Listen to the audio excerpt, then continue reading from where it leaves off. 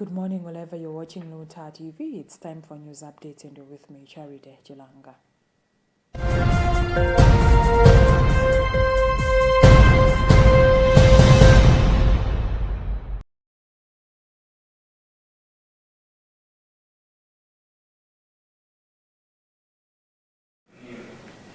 Pope Leo XIV has renewed his appeal for the protection of civilians and sacred sites in a phone call with Palestinian President Mahmoud Abbas.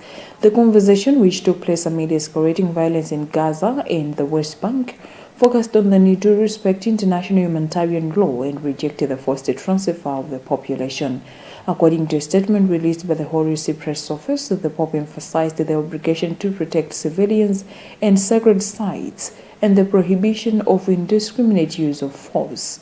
He also stressed the urgent need to provide assistance to those most vulnerable to the consequences of the conflict and to allow the adequate entry of humanitarian aid. The Pope and President Abbas also commemorated the 10th anniversary of the Comprehensive Agreement between the Holy See and the State of Palestine, signed in 2015. The agreement aims to strengthen relations between the two entities and promote mutual understanding.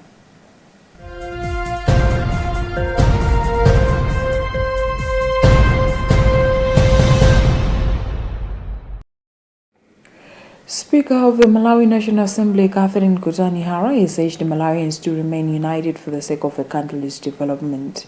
She made the remarks in Lilongwe during a photo exhibition to commemorate the 18th anniversary of the China's victory in the World Anti-Fascist War and the 80th anniversary of Taiwan's recovery.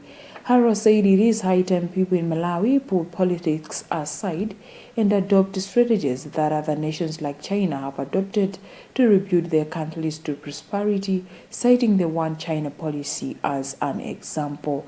She also highlighted that the diplomatic relations between Malawi and the People's Republic of China accord the Malawi nation learning experiences that will enable it to grow its economy and defend its territorial integrity.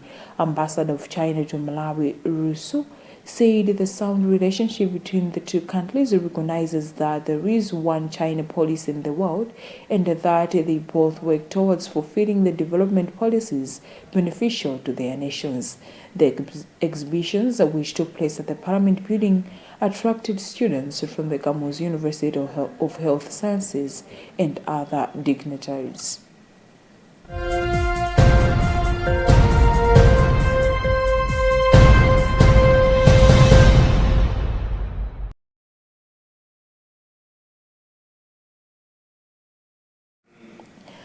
Malawi stands to benefit from fresh insights and partnerships as the country's Minister of Higher Education, Jessica Bila, leads a delegation to the 2025 STEM-tastic Adventures Africa Symposium in Nairobi, Kenya.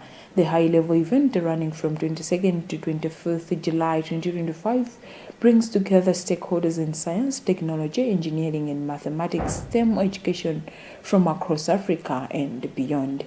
It is being organized by the Education Alliance in collaboration with the Center for Mathematics, Science and Technology Education in Africa, KEMASTEA, and the African Union Development Agency, AUDA, and the New Partnership for Africa's Development, NEPAD.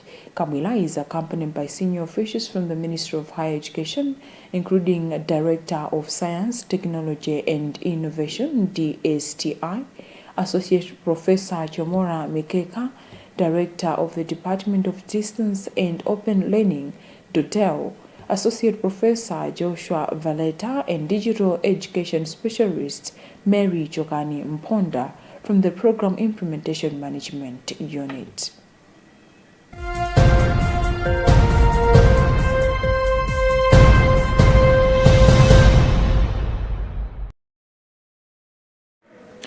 Police in Limba have strongly denounced an act of mob justice that resulted in the death of an unidentified man in the Chikapa area of Machinjiri Township.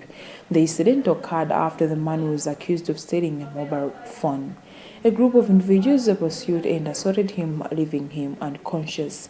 His body was discovered the following morning behind Chikapa Market. Limbe Police Deputy Publicist Sam Kajole says officers have launched a full investigation. He has also warned that those involved will be identified, arrested, and prosecuted. The incident follows a recent trend of mob justice in the area, including the vandalism of Luntha police station.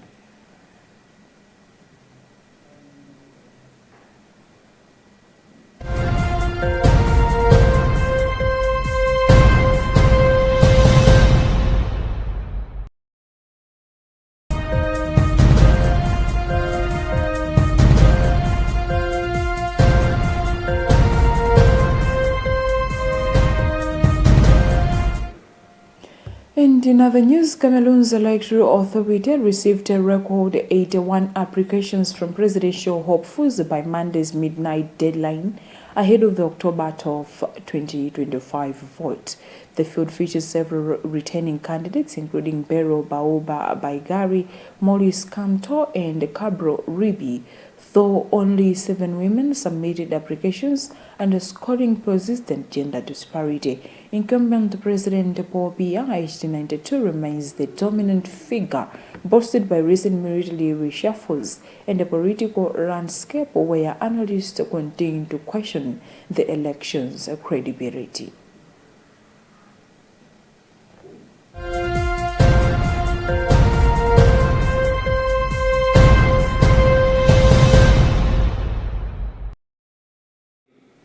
And that's about what we had time for in this edition of News Updates after the hour of 10. My name is Charity Chilanga. Good morning.